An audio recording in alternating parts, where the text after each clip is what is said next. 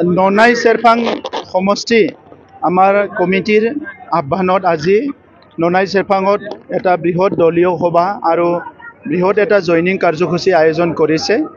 আজি আমাৰ কেন্দ্ৰীয় কাৰ্যনিৰ্বাহক সভা ৰৌতাত আছিলে আৰু তাত আহোঁতে আমাৰ ৱৰ্কিং প্ৰেচিডেণ্ট ৰেংগাৰা নাৰ্জাৰী ডাঙৰীয়া, লোকসভাৰ সাংসদ জয়ন্ত বসুমতাৰী ডাঙৰীয়া, আমাৰ সকল আমি আমাৰ দলীয় নেতাসকল আমি একেলগে আহি ইয়াতে অংশগ্ৰহণ কৰিছোঁ আৰু দেখিবলৈ পাইছোঁ যে 2020 চনত UPPLৰ যিটো স্থিতি আছিলে আজি ননাই চেৰপাঙত ইয়াতকে 100 গুণ আমাৰ UPPL ষ্ট্ৰং হৈ গৈছে আৰু ননাই চেৰপাঙত আমাৰ দলৰ যিখিনি কৰ্মকৰ্তা নেতৃবৃন্দ আছে, বিষয়ববী আছে, তেখেতসকলৰ আহ্বানত আজি ননাই চেৰপাঙৰ বিভিন্ন জনগোষ্ঠীৰ ৰাইজে আজি ওলাই আহিছে। মই সকলোকে ধন্যবাদ দিছোঁ আৰু UPPL দলত আমি তেখেতসকলক আদৰণি জনাইছোঁ। UPPL দল এটা আঞ্চলিক দল হিচাপে আমি BTC অঞ্চলৰ 5টা জিলাতে আমাৰ কাৰ্যকলাপবিলাক আমি কৰি আছোঁ আৰু এই BTR অঞ্চলৰ 5টা জিলাত যি 35 লাখ জনসাধাৰণ আছে তেখেতসকলৰ বৰ্তমান আৰু ভৱিষ্যতক লৈ পেলাই আমি কিছুমান পৰিকল্পনা কৰিছোঁ আৰু যোৱা 4-4টা বছৰত আমাৰ চৰকাৰ অহাৰ পিছত এই জনগোষ্ঠীবিলাকৰ পৰিচয়, অস্তিত্ব, এই জনগোষ্ঠীবিলাকৰ শান্তি, সম্প্ৰীতি, নিৰাপত্তা, এই জনগোষ্ঠীবিলাকৰ সামাজিক ন্যায় আৰু তেখেতসকলৰ বিভিন্ন অধিকাৰৰ কথাবিলাক লৈ আমি কাম কৰি আছোঁ আৰু 4 বছৰৰ পিছত আজি সকলো জনগোষ্ঠী আজি আমাক কৈছে যে এই 4 বছৰটো আমাৰ কাৰণে সোণালী বছৰ আছিলে, য'ত আমি নভবা বহুতখিনি কামখিনি কৰিবলৈ পাৰিছে। আজি VCDC অফিচ নিৰ্মাণৰ পৰা লৈ পেলাই ৰাস্তা ঘাট, দলং নিৰ্মাণ, স্কুল কলেজ নিৰ্মাণৰ পৰা আদি কৰি বিভিন্ন কামবিলাক আজি কৰিবলৈ পাৰিছে। আমাৰ আগৰ চৰকাৰৰ দিনত যিবিলাক মদ, ভাং, জুৱা, অসামাজিক কাৰ্যকলাপ হৈ আছিলে এইবিলাক সম্পূৰ্ণভাৱে বন্ধ হৈ গ'ল আৰু আজি নতুন এটা পৰিৱেশ সকলো দেখিবলৈ পাইছে। গতিকে ননাই চেৰপাঙতো আমাৰ দলৰ স্থিতি লাহে লাহে আগবাঢ়ি আছে আৰু সমগ্ৰ ওদালগুৰি জিলাৰ 10টা সমষ্টিত যোৱাবাৰো আমাৰ পৰিৱেশ বহুত ভাল আছিলে, UPPLৰ স্থিতি বহুত ভাল আছিলে আৰু এই 4 বছৰ কাম কৰাৰ পিছত ওদালগুৰিৰ সমষ্টিবোৰত লাহে লাহেকৈ আমাৰ স্থিতি আৰু ভাল হৈছে। ৰাইজে আমাক চবে আঁকোৱালি লৈছে। এই দৰং জিলাৰ পৰা এতিয়া অহা নাই, এইটো এছেম্বলিৰ ইলেকশ্যনৰ আগতে আহিছে।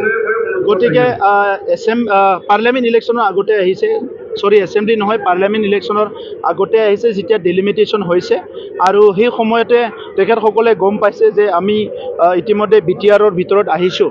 গতিকে আজিৰ সময়ত তেখেতসকলৰ কি ৰিচেণ্টমেণ্ট আছে, কি অভিযোগ আছে সেইটো আমি শুনিম, জানিবলৈ চেষ্টা কৰিম। কিন্তু তেখেতসকলে BTR অঞ্চলত খুব সুৰক্ষিতভাৱে নিজৰ পৰিচয়, অস্তিত্ব লৈ, আত্মসন্মান লৈ জীয়াই থাকিব পাৰিব। কিবা এটা কথাত তেখেতসকলে হয়তো বুজি পোৱা নাই, এই কথাটো আমি আলোচনা কৰিম।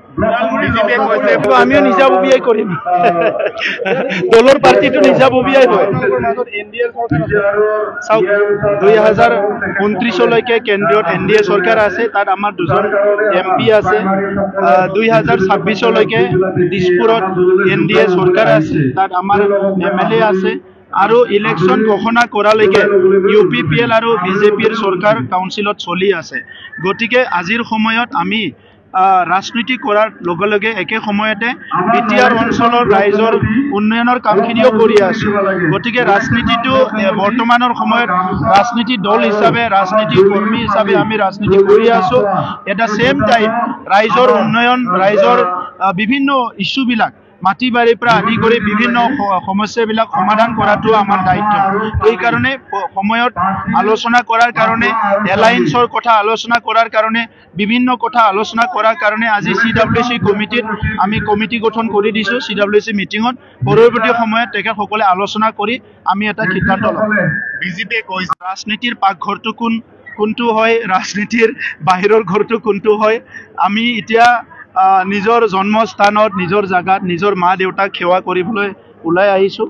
তাত কোনটো পাকঘৰ বুলি কোনে ক'ব বিচাৰিছে, কোনটো চৰা ঘৰ, কোনটো গোহালি ঘৰ বুলি ক'ব বিচাৰিছে, তেখেতসকলে বুজি পাব। আমাৰ কাৰণে BTR অঞ্চলৰ 35 লাখ জনসাধাৰণ আমাৰ দাদা ভাই, মা দেউতা। এটা ডাঙৰ ফেমিলি হয় তেখেতসকলে বাহিৰত থাকে ভিতৰত থাকে আন্ধাৰত থাকে বাহিৰত থাকে সবকে আমি নিজৰ পৰিয়াল বুলি ভাবোঁ গতিকে যোনে যোনে নতুন নতুন সংজ্ঞা ওলাইছে নতুন নতুন শব্দ ওলাইছে তেখেতসকলেহে বুজি পাব গণতন্ত্ৰত ৰাইজে ৰজা আৰু ৰাইজৰ লগত যোনে থাকিব পাৰে ৰাইজক যোনে সেৱা কৰিব পাৰে সিয়ে মৰম পায় এই কথা মই বুজি পাওঁ গতিকে আজি আমি ৰাইজক চেষ্টা কৰিছোঁ আমাৰ হৃদয়ৰ পৰা সেৱা কৰিবলৈ আমি চেষ্টা কৰিছোঁ বড়োলেণ্ড অঞ্চল ৰাইজক আমাৰ হৃদয়ৰ পৰা মৰম কৰিবলৈ আমি চেষ্টা কৰিছোঁ বড়োলেণ্ড অঞ্চল ৰাইজক আমাৰ হৃদয়ৰ পৰা আমি শ্ৰদ্ধা কৰিবলৈ গতিকে এই ক্ষেত্ৰত কোনটো পাকঘৰ কোনটো গোহালি ঘৰ কোনে কৈছে তেখেতসকলে বুজি পাব আমি বুজি নাপাম